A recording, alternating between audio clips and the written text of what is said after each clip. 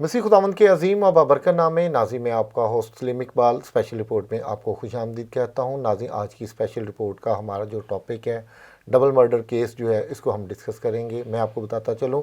پچھلے دنوں کانا مکھن کالونی میں انتہائی دلخراش اور افسوسناک واقعہ جو پیش آیا، دو سگی بہنوں کے گلے کاٹ کر ان کی جو لاشیں تھیں ان کو ایک نالے میں پھینک دیا گیا، اور پھر کافی دنوں کے بعد جو لاشیں والدین کو ملی، پولیس کو ملی، تو اس پر پھر جو ہے خاندان میں صف ماتم بچھ گیا۔ آج ہم اس پہ گفتگو کریں گے کیونکہ بہت سی متنازع جو باتیں ہیں اس پر ڈسکس کی جا رہی ہیں۔ خاندان کو بدنام کیا جا رہا ہے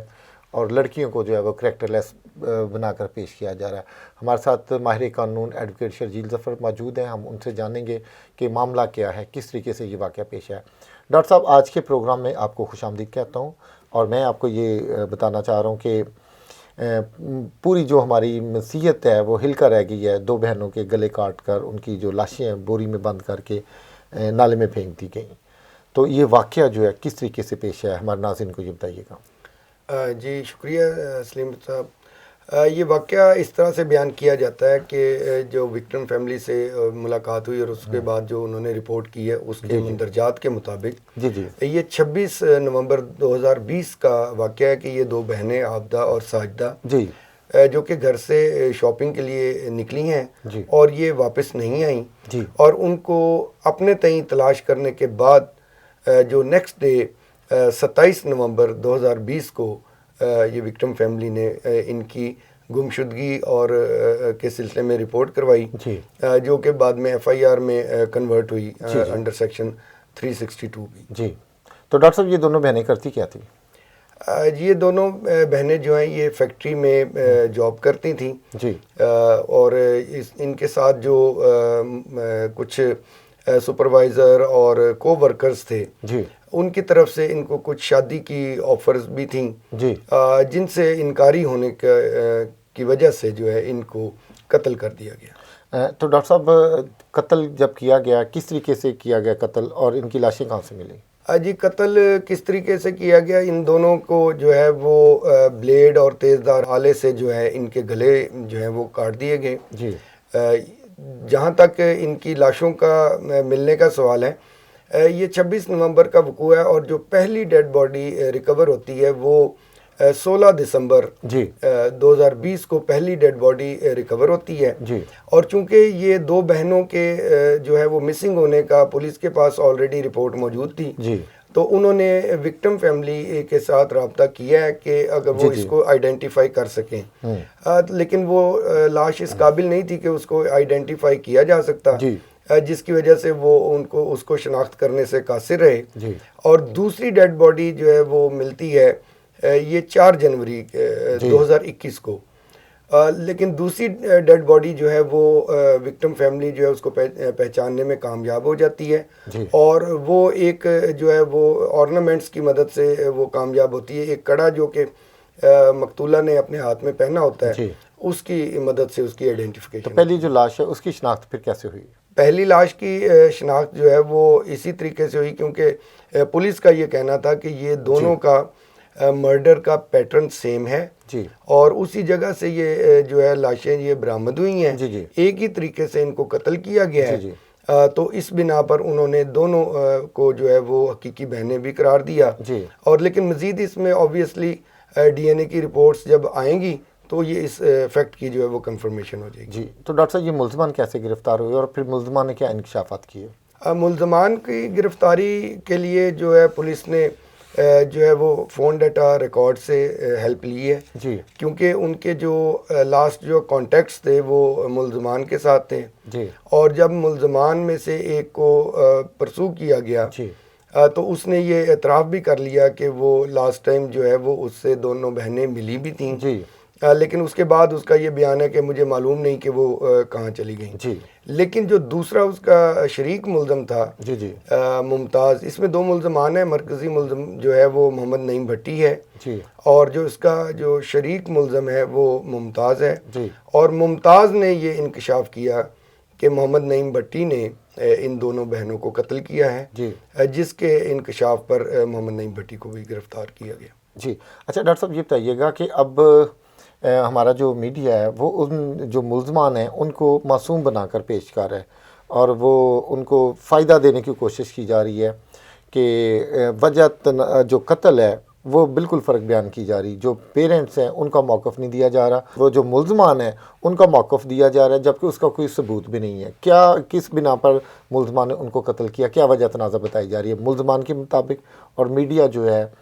خاندان کا ورژن کیوں نہیں دے رہا؟ جی میں سلیم بھائی اس کو تھوڑا سا ڈیفرنٹ اینگل سے آپ کو بیان کروں گا۔ جی ملزمان کو معصوم یا بے گناہ بنا کر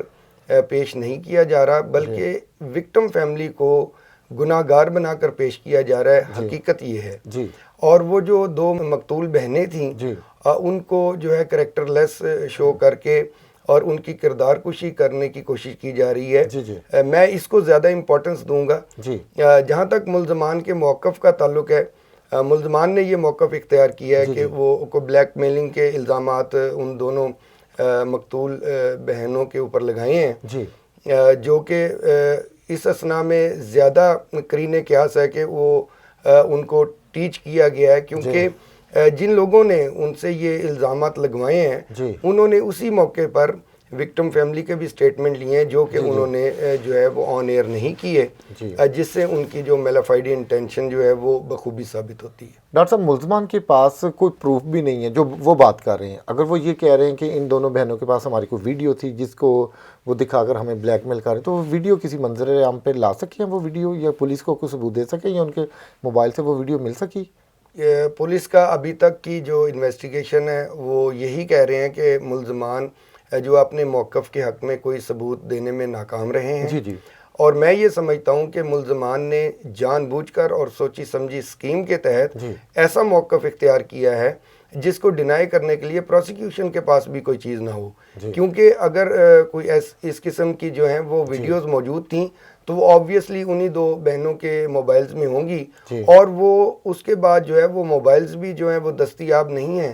اور وہ جو وٹنس تھے یعنی کہ جو اگر اس کو بنانے والے تھے، میکر تھے، وہ بھی قتل ہو چکے ہیں۔ تو یہ ڈیفنس نے جو ہے وہ سوچی سمجھی اسکیم کے تحت یہ پلی لی ہے، تو جس کو جو ہے وہ پروسیکیوشن ڈینائی نہ کر سکے اور غلط نہ ثابت کر سکے۔ اور میں سمجھتا ہوں ڈاکٹر صاحب کہ یہ خاندان کے ساتھ بہت بڑی زیادتی ہے، اگر کوئی میڈیا کے پاس بھی کوئی ثبوت نہیں ہے، صرف ملزمان کا یہ بیان کہ ہم نے اس وجہ سے قتل کیا کہ یہ ہمیں بلیک میل کر رہی تھی، اور پھر خاندان کی تذلیل، اور وہ جو دونوں بہنیں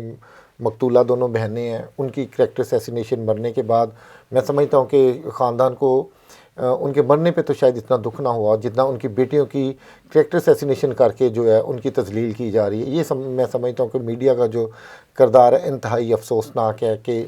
اس طریقے سے وہ مقتولہ بہنوں کو پیش کرنا، اور خاندان کا موقف وہ کسی طرح بھی وہ نہیں دکھایا جا رہا۔ سلیم صاحب، میں اس میں یہ ایڈ کر دیتا ہوں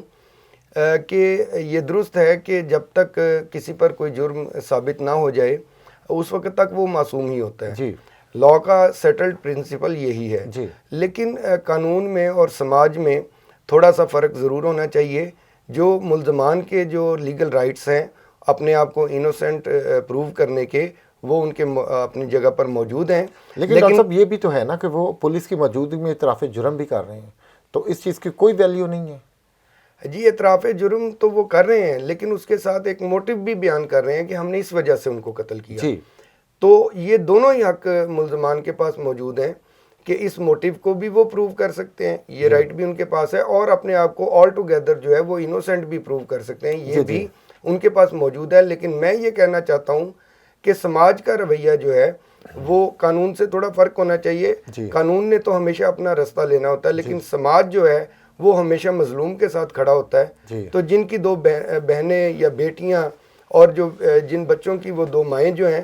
وہ ان کو قتل بے دردی کے ساتھ کر دیا گیا، سماج کو تو ان کے ساتھ کھڑا ہونا چاہیے تھا۔ جی ڈاکٹر صاحب، میرا اگلا کویسچن آپ سے یہ ہے کہ موقع کے گواہان بھی نہیں ہیں، تو اس سے کیا ملزمان کو کیا فائدہ ہو سکتا ہے؟ جی، ملزمان کو اس میں دو ڈیفرنٹ ویوز ہو سکتے ہیں۔ کچھ لوگوں کا یہ خیال ضرور ہے کہ موقع کے گواہان موجود نہیں ہیں جس کا ملزمان کو فائدہ ہوگا، لیکن اس کے ساتھ ہی یہ بھی حقیقت ہے کہ اس دنیا میں ہزاروں لاکھوں ایسے قتل ہو چکے ہیں جن کا موقع کا کوئی گواہ نہیں تھا، اور انہی مقدمات میں ملزمان کو سزائیں بھی ہوئیں۔ یہ بات بھی اپنی جگہ پر درست ہے. جہاں تک گواہان کا تعلق ہے، ہم اس بارے میں یہ قیاس کرتے ہیں کہ کسی موقع کے گواہان نہ ہونا اور کسی وقوعے کے گواہان نہ ہونا، میں یہ سمجھتا ہوں کہ پروسیکیوشن کیس کے لیے یہ بینیفیشل ہے، یہ نقصان دہ نہیں ہے. اس کی وجہ یہ ہے کہ جو واقعاتی شہادتوں کی مدد سے کیس ثابت ہو سکتا ہے، شاید موقع کے گواہان کی مدد سے بھی نہیں ہو سکتا. جی ڈاکٹر صاحب، ایف آئی آر میں بھی تاخیر جو ہوئی ہے، اس کا کیا فائدہ ہو سکتا ہے ملزمان کو؟ ایف آئی آر بھی دیر سے ہوئی ہے. جی، اس کے بارے میں جو قیاس آرائیاں کی جا رہی ہیں کہ ایف آئی آر جو ہے وہ اس میں ڈیلے ہے. پہلی بات تو یہ ہے کہ جیسا کہ ہم بار بار عرض کر چکے ہیں کہ 26 تاریخ کا یہ وقوع ہے جو کہ 27 نومبر 2020 کو رپورٹ ہو گیا تھا. جی. تو اس اثنا میں تاخیر کا تو سوال ہی پیدا نہیں ہوتا. جی. اور یہ جو معمولی سی تاخیر ہے، تاخیر کو اگر آپ ایکسپلین کر سکیں اور وہ اس کو ریشنلی آپ ڈسکرائب کر سکیں تو یہ جو ہے وہ پروسیکیوشن کیس کے لیے فیٹل بہرحال نہیں ہو سکتی. اور اس میں اور بھی بہت سارے قانونی نکات ہیں جن سے یہ ثابت کیا جا سکتا ہے کہ delay in this case is not fatal for the prosecution case. Doctor صاحب، ایف آئی آر میں ملزمان جو وہ نامزد نہیں کیے گئے، تو کیا اس کا بھی کوئی فائدہ ہو سکتا ہے ملزمان کو؟ جی نہیں، اس کا فائدہ ملزمان کو نہیں ہوگا. یہ بھی کہنا غلط ہے کہ ایف آئی آر میں چونکہ نامینیٹڈ ایکیوز پرسنز نہیں ہیں تو اس کا ان کو فائدہ ہوگا. میں یہ سمجھتا ہوں کہ ہر ایک کیس کے حالات اور واقعات اور اس کے فیکٹس چونکہ ڈیفرنٹ ہوتے ہیں، تو keeping in view the special circumstances of this case, میں یہ سمجھتا ہوں کہ ملزمان کا اس میں نامزد نہ ہونا یہ ملزمان کے نقصان میں جائے گا جبکہ یہ پروسیکیوشن کے فائدے میں جائے گا، کیونکہ انہوں نے بدنیتی کے تحت کسی کو بھی نامزد کرنے کی کوشش نہیں کی. جی بالکل ڈاکٹر صاحب، میں آپ کی بات سے ایگری ہوں کہ جب انہیں پتہ ہی نہیں تھا کہ اس میں کون ہے، قاتل کون ہے ہماری بیٹیوں کا، بلائنڈ مرڈر تھا، وہ تو بعد میں پولیس نے ٹریس کیا اور پھر ملزمان جو ہے گرفتار کرنے کے بعد نامزد کیے. ڈاکٹر صاحب مجھے یہ بتائیے گا، کچھ لوگوں کا کہنا یہ بھی ہے کہ 161 کی جو سٹیٹمنٹ ہے، 161 کے جو بیان ہیں وہ بھی لیٹ ریکارڈ ہوئے ہیں، تو اس سے بھی کوئی ملزمان کو فائدہ ہو سکتا ہے یا فیملی کو نقصان ہو سکتا ہے جو مدعی فیملی ہے؟ جی بالکل، اس میں بے شمار جو پہلو ہیں جن کو ڈسکس کیا جا سکتا ہے، لیکن میں صرف ایک ہی پہلو کو ڈسکس کروں گا کہ 161 کی سٹیٹمنٹ جو ہے وہ لیٹ اگر ریکارڈ ہوئی ہے تو اس کے مضمرات کیا ہو سکتے ہیں. 161 کی سٹیٹمنٹ ریکارڈ اگر لیٹ ہوئی ہے تو اس میں مجرم یا اس میں جو ذمہ دار ہے وہ پولیس ہے. انویسٹیگیشن کے لیے ذمہ دار پولیس ہے. Investigation means collection of evidence, اور ہر قسم کا ایویڈنس کلیکٹ کرنے کے لیے ذمہ دار پولیس ہے. وہ مدعی مقدمہ نہیں ہے. اور یہ مدعی مقدمہ کے لیے اوپر لازم نہیں ہوتا کہ ہی اور شی شوڈ پروڈیوس ہمسیلف اور her self in the police station, but it is for the S H O of the area اور دا investigation officer of the case that he should proceed and approach the witnesses. جی اچھا doctor صاحب یہ بتائیے گا کہ اب چونکہ موقع کے گواہان بھی نہیں ہیں، ملزمان ابھی میڈیا کے سامنے، پولیس کے سامنے اعتراف جرم بھی کر رہے ہیں، لیکن کل کلام وہ عدالت میں جا کر یہ بیان دے دیتے ہیں کہ جی ہم نے مار سے بچنے کے لیے اپنے جرم کا جو اعتراف کر لیا تھا لیکن ہم نے قتل نہیں کیا، وہ ڈنائی کر جاتے ہیں اپنے بیان سے. تو اس سے کیا ملزمان کو فائدہ مل سکتا ہے؟ جی ملزمان کو فائدہ بالکل بھی نہیں مل سکتا اور کسی صورت بھی نہیں مل سکتا. اس کی وجہ ہے، اور اس کی وجہ یہ ہے کہ قانون جو ہے وہ سزا دینے کے لیے ملزم کے اوپر جو ہے وہ ریلائی نہیں کر رہا ہوتا، کیونکہ کسی بھی کیس میں آپ کبھی بھی کسی ایکیوز پرسن سے یہ ایکسپیکٹ نہیں کر سکتے کہ وہ آ کر اقبال جرم کر لے گا اور وہ بالکل حقیقت کے اوپر مبنی بھی ہوگا. تو جو لا ہے وہ اس کے لیے ملزمان کے اوپر ڈیپینڈ نہیں کر رہا ہوتا، بلکہ ایویڈنس کے اوپر، جو ادر انڈیپینڈنٹ ایویڈنس ہے اس کے اوپر ڈیپینڈ کر رہا ہوتا ہے. اور یہ اگر کنفیشن سے ریٹریکٹ بھی کر جاتے ہیں تو اس کے باوجود بھی کیس میں اتنا میٹیریل اور اتنا ایویڈنس موجود ہے کہ ان کو بآسانی کنوکٹ کروایا جا سکتا ہے. I mean it's not good case for the denial. جی یہ بہت سارے لوگوں نے یہ کہا ہے کہ یہ ڈینائل کے لیے ایک بہت اچھا کیس ہے. تو اس میں ہمارے ریمارکس یہ ہیں کہ دنیا کا کیوں، اور اس کی وجہ یہ بیان کرتے ہیں کہ کیونکہ اس کیس میں ایویڈنس نہیں ہے، ڈائریکٹ ایویڈنس نہیں ہے، اور سرکمسٹانشل ایویڈنس بھی نہیں ہے اور ملزمان کا صرف اقبال جرم ہی ہے جس سے وہ کسی بھی ٹائم جو ہے وہ ریٹریکٹ کر سکتے ہیں. So it is a good case for denial. تو اس کے بارے میں ہم یہ کہنا چاہتے ہیں کہ دنیا کا ہر کیس جو ہوتا ہے وہ it is a good case for denial. جن کیسز میں بہت ہی مضبوط اور ٹھوس قسم کے شواہد اور ثبوت موجود ہوتے ہیں, ملزمان تو اس کو بھی ڈینائی کرتے ہیں, لیکن اس میں جو ہے وہ بہت ہی مضبوط اور ٹھوس شہادتیں موجود ہیں, تو ان کے ڈینائل سے کسی قسم کا فرق نہیں پڑنے والا.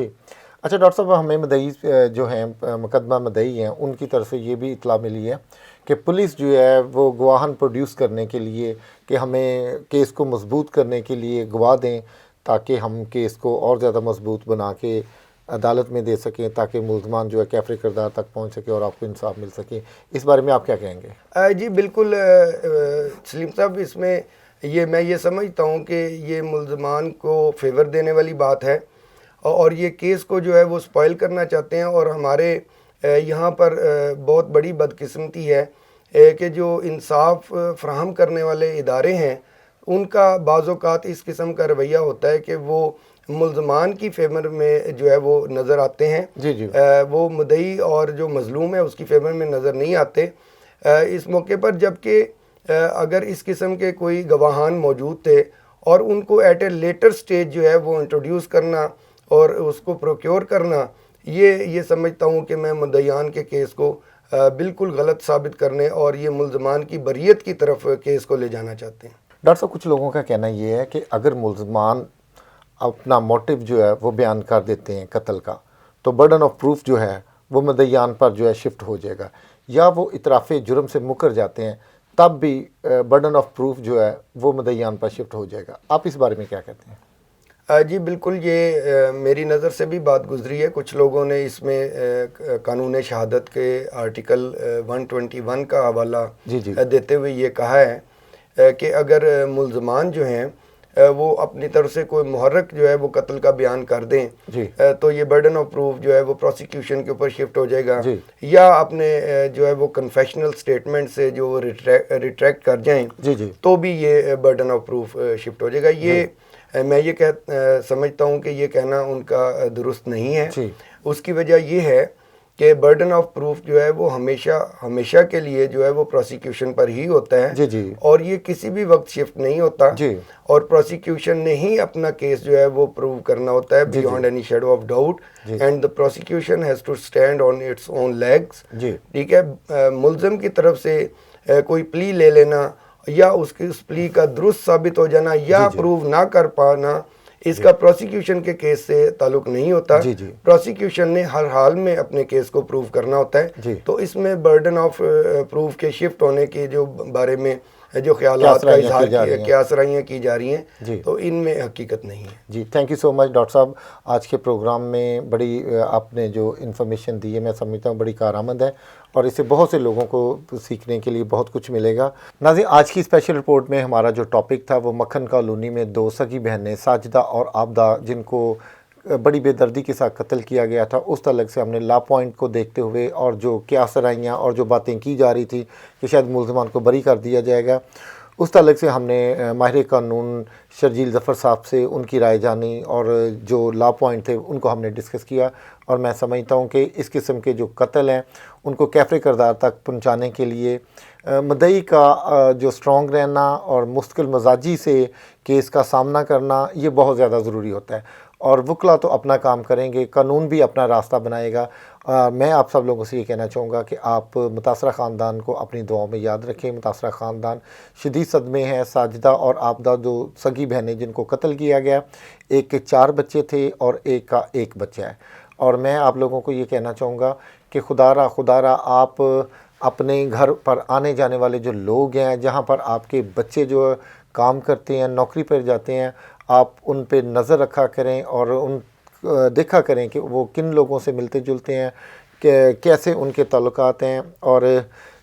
یہ بچے چونکہ ہمارے ہیں اس لیے ان کی حفاظت اور ان کی ذمہ داری بھی ہماری ہی ہے.